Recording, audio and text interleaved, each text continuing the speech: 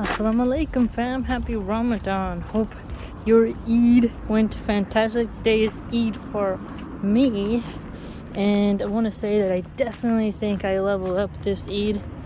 I really pushed hard, finished the Quran. Every day I learned something about Islam, about the Prophet, his companions, everything. I just really felt like I got closer to my maker.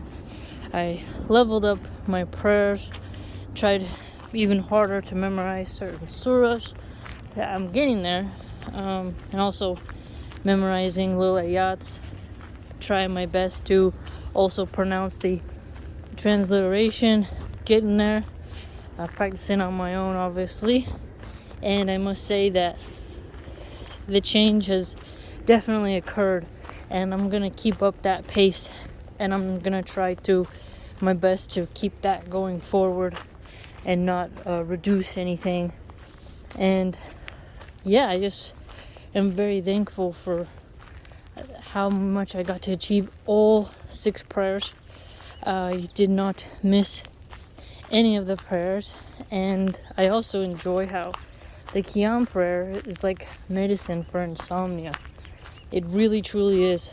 And at first I got nervous that like the first day that I did it, I thought, oh, maybe I won't be able to handle it, maybe it will be too difficult. And some people who are not Muslim, they kept saying, oh, you might get sick, oh, your stomach will hurt, fasting's not good for you. You know, there were some people who had their doubts, but I explained that literally billions of Muslims over the course of many years have done fasting, and we all have plenty of fat on our bodies. We're gonna be fine. As long as we drink a lot of water before we start our fast, should be pretty okay. And another thing that I really liked about Ramadan is that I really enjoyed just how much it made me appreciate food. And then it also was, how else do I put it? Like, okay, there's this Christian commentator, right? And he was talking about David. And he was trying to say, you know, how David's very strong, and that David, who fasted a lot, was strong for fasting. And what I thought was interesting is that here this guy is admitting that David, according to a Christian tradition, is very good for fasting, right? And he's very strong. And I commented like, oh, well, Muslims fast for Ramadan, you know, and they practice regular fasting on Mondays and Thursdays and such, and it is a common thing. And I have to say that fasting does make you stronger. Just the way water tastes, food tastes, sleep, and fasting is like another way to keep your anger down. It's like a very powerful way to make you feel. I'm gonna smell this fennel, it's so good. Oh, it smells so good. You pick it and put it on potatoes. It really just makes you, just pushes you down in a way that's like you feel the submission, and I like it.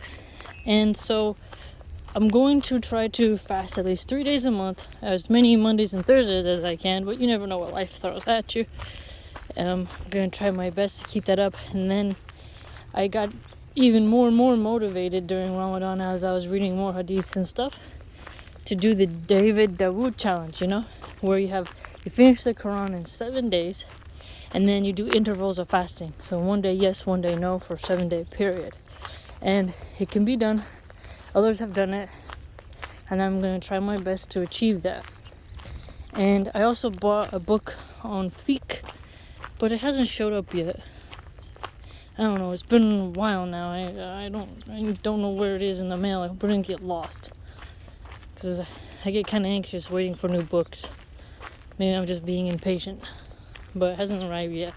But I'm gonna make sure that I'm still doing my part in educating myself about Islam every day, and I hope you do too. Further, I also was able to get, kimars, get some niqab, and my little one also got some hijabs, and she learned a lot as well. And I feel like both me and her leveled up our understanding and became closer to Allah. And I can definitely see the benefits of Ramadan and a fasting period. And I did make sure to focus on the Quran as the primary thing, and then take mini breaks and then update on the new things I had to pay attention to and other factors like that. And it's really cool how like I didn't really lose my temper a lot. There were some times where I did lose my temper, like something broke, or there's like a dispute about a couple things that had to be fixed or something. But I did really try hard to work on cutting out distractions. I did have my little entertainment time, right? A little bit of comedy, a little bit of like nature documentary, news, but I did make sure to put Allah first and to listen to different speakers and khutbahs, right? Khutbahs, religious talks. And I really got to discover, thanks to several very good loyal subscribers, different channels. And I gotta say, one of my favorite channels that I discovered was the Scholarly Subtitles channel. It's like the Albar Society. It's in the UAE. They do charity, I think. But I noticed when I listen to the Scholarly Subtitle channel, that logo is always in the back of the scholar speaking. And when those scholars were speaking, the main one who's talking about Joseph, forgive me, I forgot his name. I still gotta memorize it. But I've shared his screenshot on Instagram, and I've shared his video on the community button on the YouTube channel. So probably you guys know his name. But his energy and his tone is like exactly the kind that like resonates with me, and it's so cool. Listen to him, man. People are so lucky. They speak Arabic fluently and they can understand, like, and go in person to hear his talks. And I think that's awesome, And I really liked like the wisdom. And then there were some other ones, but I don't know their names. I should start writing their names down in like one of my books and stuff, and so I can frequently type it for everybody. But listening to their wisdom was really cool. It's like the way they explain things. It's like they give you so many new insights in a very like mellow way that's very healthy. And you can tell that they've studied a lot and that they've paid a lot of attention to the books and the texts, and have obviously thought upon all those different aspects of interpretation as possible. And I think that's awesome. And I'm just gonna make sure that I share their material, that I make sure to involve their wisdom in my life. And that's one really cool thing too about the internet. Even though the internet's a cesspool of garbage sometimes, the good part is that I can listen to someone in another language and who lives across the world and get their wisdom, even though I don't live there. And so this Ramadan I push to learn from them and to read and to contemplate. And I also got a new Quran, the clear Quran, and so that'll be my third translation that I've gotten, and it's really good. I like it. Each Quran has their own style of way it's composed and stuff, but I have to say I've been really getting even more attached to reading the Quran every day, listening to also recitations, listening to different religious talks. Oh man, somebody's doing cleanup after their dog. And yeah, I just can totally see why it's recommended and emphasized that you should concentrate on that during Ramadan. But you should, like many have said, you're not just supposed to retire that effort after Ramadan is over. But I'll make sure to keep those good habits up. And hello, doggy. But it's really cool. I really am happy and satisfied with the amount of effort I put in, because last year I put in a lot and it was my first time. Right when it's your first time, you have so much to learn. But I definitely did good this year. I feel very proud. And I felt like I had the night of Decree al-Qadr earlier in the month, but Allah knows best. But when I started reading about how you identify that night, I recognized I must have had it earlier because I felt that tranquility, tingly, buoyant energy. And I didn't mark on the calendar what day, sorry. I didn't write it down. But I felt it on a different day. But Allah knows best. And I don't know much about if the day can fluctuate. But as I started reading, it can land on different days. And, that's up to the scholars and up to Allah. But I did feel like I had the bubbly, buoyant energy, the tranquility. And like I said, I had that same feeling the day before I said my Shahada. So I recognized it more than usual. And I felt like that was a night for me.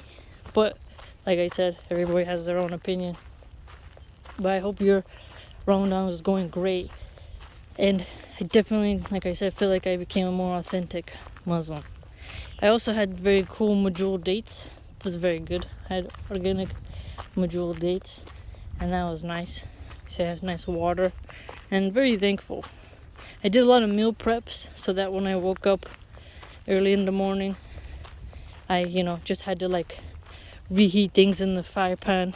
So I'd make a rice dish or pancakes or pasta, something like that, and then I put it in the fridge, and you can heat it in the oven or heat it in the saute pan, so it didn't take too long. And then that was pretty cool. And I would listen to religious talks as I cook, so that was pretty cool.